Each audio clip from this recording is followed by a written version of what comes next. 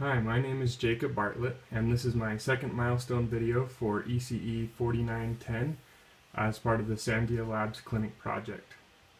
For my second milestone, I took all the electrical components that were part of my first milestone to spec out, including power supplies, stepper motor drivers, control board, and other components of our project, including the Keyence laser and power supply, and designed an enclosure for them.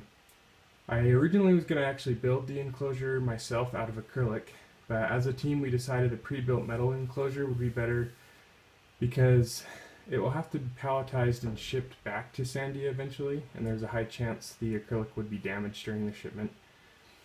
The enclosure is quite large. It's 24 by 24 by 12 inches and has not yet arrived, unfortunately. It is due here any day now. So in the interim, I decided to go ahead and start learning a bit of SolidWorks so that we could play around with how to arrange the components within the space that we're going to be having, while also getting a realistic sense of how everything would fit and how to properly vent it. So here in SolidWorks kind of gives you an overview of what I've designed here.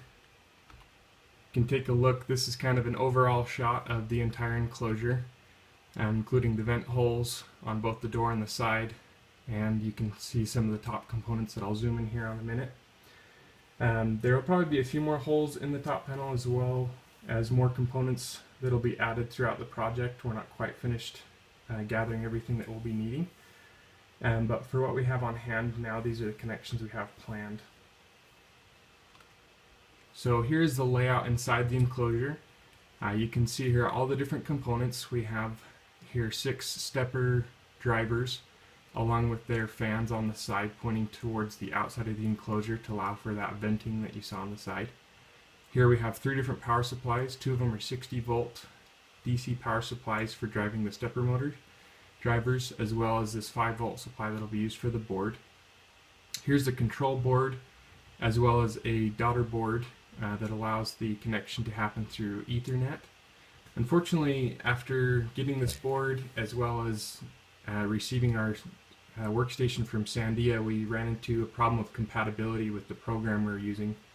So this board may actually have to change, but as you can see, we've got plenty of space to work with to arrange the board differently and allow all those wiring and connections to happen. Up here you'll see the Keyence laser hub as well as its power supply.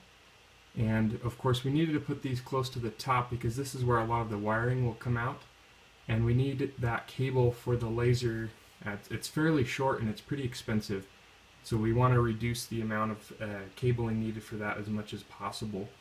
You also notice that the fans are directed away from the control board as much as possible so that it doesn't heat up the components that should be staying quite cool.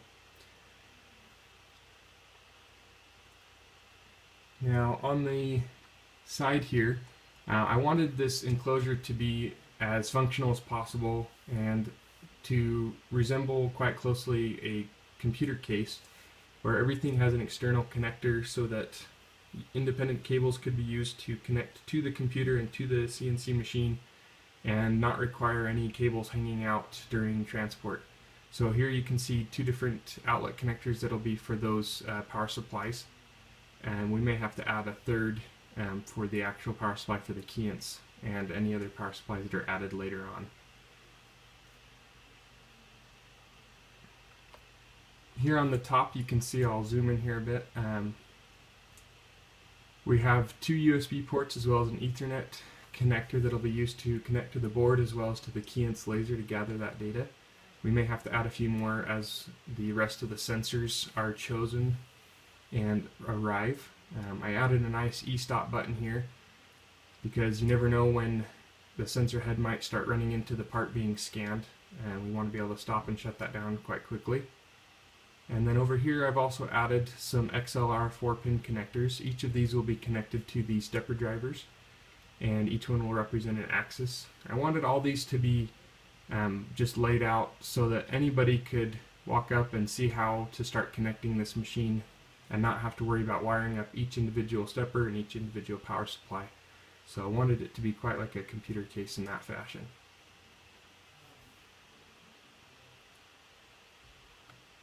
Finally, the station itself is supposed to be mobile, And so I thought it would be a great idea, since this enclosure is the size it is, to go ahead and add some caster wheels on the bottom so it can be rolled around. Originally we had planned on mounting this on the side of the scanning cage, but as this thing will weigh well over 50 pounds, you wouldn't be wanting to heft that up and down very often, so thought the roller wheels would be a better idea. So there it is. Thank you for watching.